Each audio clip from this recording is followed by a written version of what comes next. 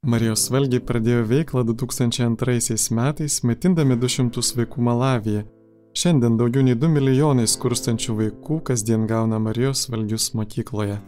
Jūs žinote, kad čia Medžiugorjėje kiekvieno mėnesio 2 dieną mergelė Marija duoda mums pranešimus ir mus moko būti meilės apaštalais. Marijos valgiai yra meilės apaštalai.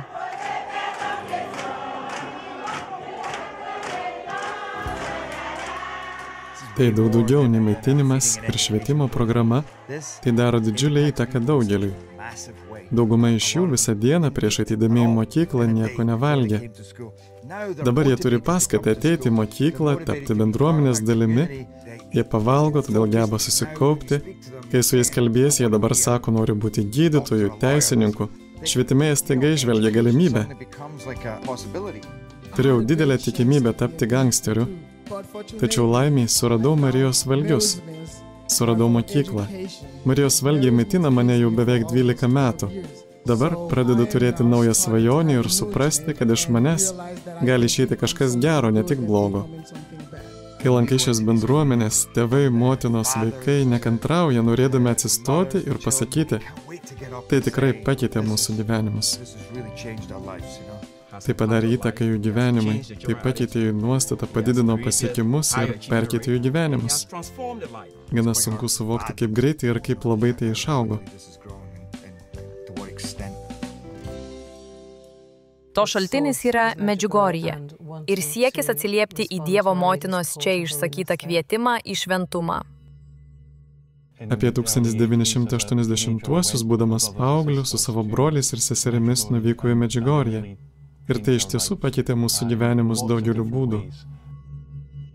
Tai patvirtino mūsų viltis ir svajones, kad iš tiesų mūsų dienomis, šiuo metu, Dievo motina mums apsireiškia.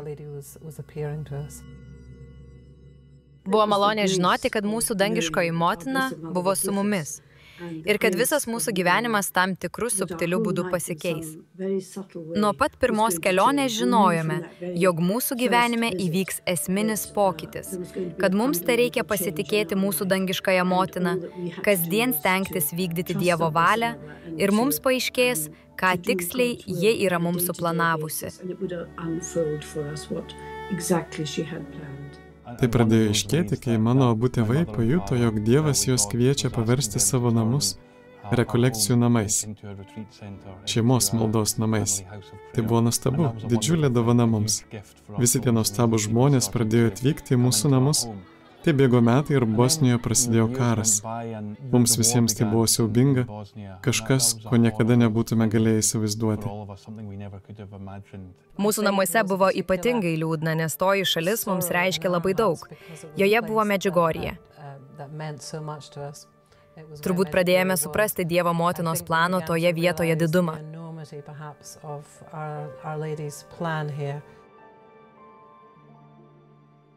Pradėjome kalbėtis apie idėją padaryti nors kažką mažo, kad jiems padėtume. Tuomet paruošėme mažą, labai paprastą kvietimą, prašydami žmonių paaukoti būtiniausių dalykų, maisto, drabužių.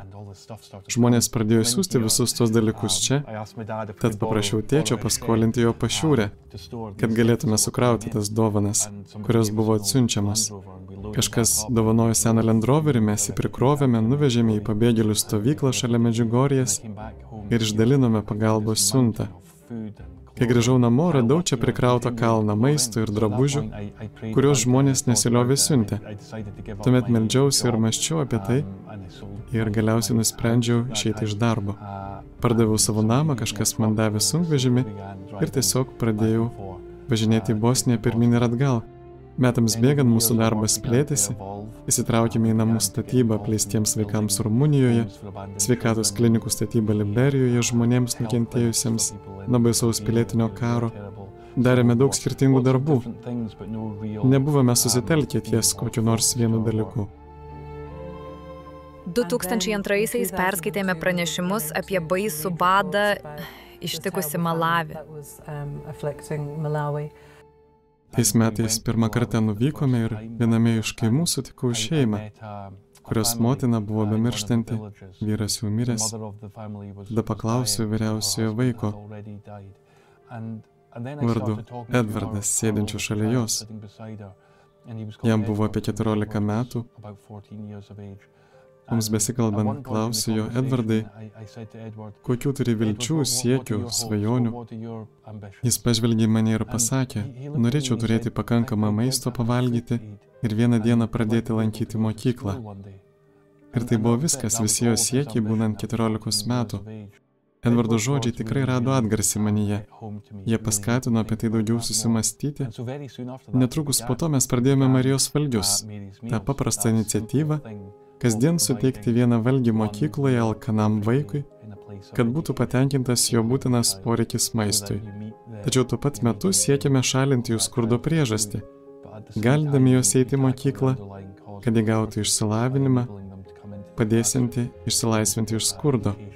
Šiandien Marijos valgiai maitina vaikus 16 šalių. Tikrai jaučiu, kad būtent tai ir yra toji užduotis, kurią Dievas mus ruošia per visus tuos metus.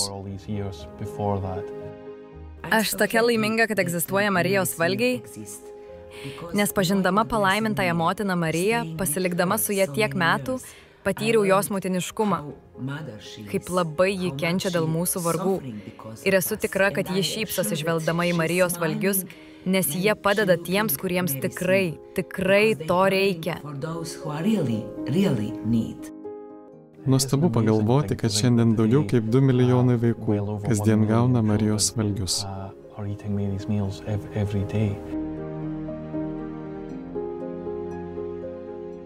Marijos valgiams išmaitinti vaiką visus mokslo metus tekainuoja 22 eurus.